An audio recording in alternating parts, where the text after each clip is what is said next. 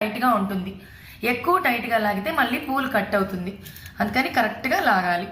Next మళ్ళీ ఇలాగే పూలు పెట్టుకొని ఈ కాడల మీదకి ఈ కింద కాడలు కూడా వచ్చేలాగా పెట్టుకోవాలి. ఇలా పెట్టుకున్నాక ఈ పూలని దగ్గరికి జరుపుకోవాలి. జరుపుకొని దారంతో జరుపుకొని దగ్గరికి లాక్కోవాలి. టైట్ చేసుకోవాలి. మనం ఇక్కడ ఎక్కువ గట్టిగా లాగకూడదు. సేమ్ మళ్ళీ ఇలాగే మెలికని వేసుకోవాలి.